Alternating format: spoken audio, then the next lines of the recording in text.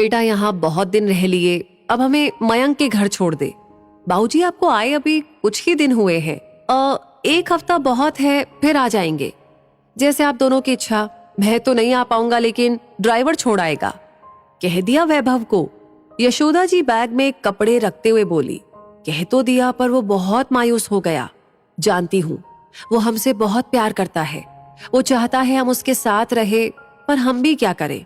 जहां सम्मान नहीं, प्यार के 2 बोल नहीं, वहां मन लगाए भी तो कैसे। उधर वैभव मायूसी से अपने कमरे में गया। क्या हुआ है, चेहरे पर 12 क्यों बजे हैं? तुम्हारी इच्छा पूरी हो गई ना? माँ बाबूजी कल मयंक के घर जा रहे हैं। मैंने थोड़ी कहा है उन्हें जाने के लिए, अपनी मर्जी से जा रहे हैं। अब हर वक्त ना मुझे दोष क्यों देते हैं? वैसे भी उन्हें छोटी के पास अच्छा लगता है, पता नहीं क्या जादू किया है दोनों ने। न हमारी तरह बड़ा घर है, न खाने को 56 भोग, फिर भी वहीं जाने की रट लगाए रहते हैं। ये बात तुम्हें समझ आ जाती तो रोना किस बात का था? वैभव बोला। क्या मतलब है आपका? मेरी बात तुम्हें समझ कहाँ आती है? एक काम करो, इस बार तुम माँ बाबूजी को मयंक के घर छोड़कर आओ। कोशिश करना कि 1-2 दिन तुम भी वहां रह सको। फिर तुम्हें पता चल जाएगा कि माँ बापूजी वहां क्यों रहना चाहते हैं। शायद तुम्हें भी कुछ अक्ल आ जाए। कुछ देर सोच के बीना बोली, ठीक है, मैं भी तो पता करूं कि ऐसा कौन सा खजाना है उस झोपड़ी में जो तुम्हारे मम्मी पापा वहां जाने के लिए उतावले रहते हैं। यशोदा जी और मुरली जी गांव में अपनी पुश्तैनी जमीन पर खेती बाड़ी करते थे। उनके 2 बेटे थे, बड़ा बेटा वैभव और छोटा बेटा मयंक। बच्चों को अच्छी शिक्षा देने के लिए दोनों खेत में कड़ी मेहनत करते थे। वैभव और मयंक ने कभी उन्हें निराश नहीं किया था, लेकिन हर इंसान की किस्मत अलग होती है। ऐसे ही वैभव और मयंक के साथ हुआ। वैभव मल्टीनेशनल कंपनी में उच्च पद पर लग गया और मयंक को बहुत कोशिशों के बाद भी एक छोटी कंपनी में नौकरी मिली। नौकरी मिलते ही मुरारी जी ने उनकी शादी कर दी। वैभव की पत्नी बीना, जिसे अपनी पति की नौकरी का घमंड था, आलीशान बंगला, नौकर चाकर, 2 गाड़ियां, सुख सुविधा की हर चीज उसके घर में थी। वहीं मयंक की पत्नी सुकन्या संस्कारों में पली बढ़ी थी। उसका स्वभाव नरम और सुलझा हुआ था। जब यशोदा और मुरारी जी का शरीर उम्र के साथ कमजोर पड़ने लगा तो सुकन्या उन्हें जिद करके अपने साथ शहर ले आई।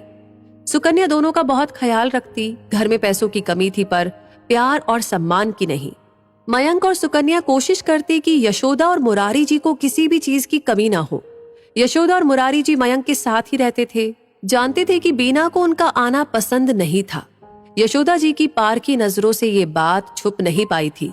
बीना दिन भर अपनी सहेलियों के साथ घूमती रहती। सास ससुर ने खाना खाया है कि नहीं, दवाइयां समय पर ली है या नहीं, उसे कोई मतलब नहीं था।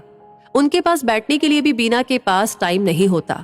यशोदा जी जब भी उससे बात करने की कोशिश करती तो बीना ऐसा रूखा जवाब देती कि उनका मन ही नहीं होता उससे बात करने का।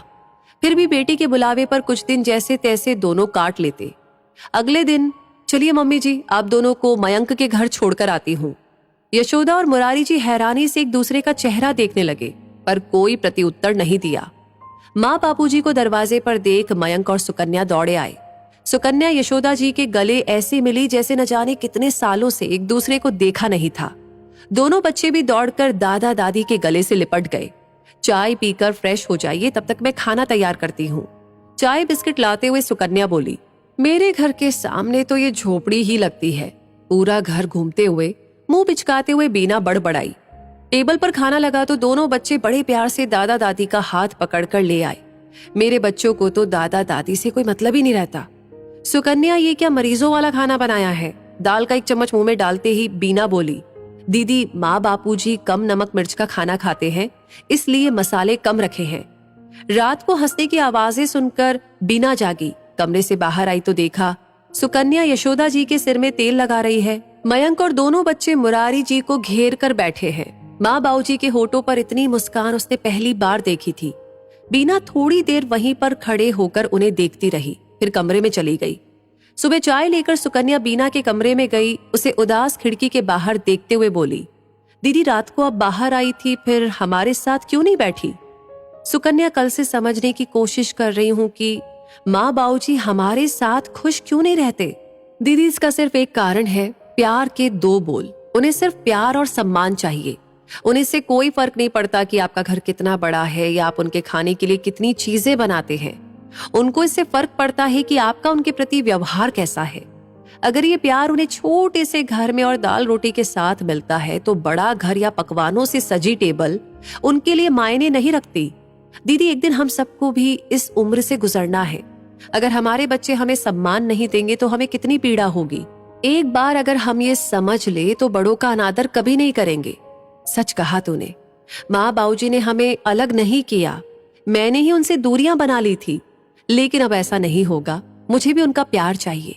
बीना ने संकल्प लिया कि वो माँ बाबूजी को प्यार, सम्मान और अपनापन देने की कोशिश करेगी जिसके वो हकदार है।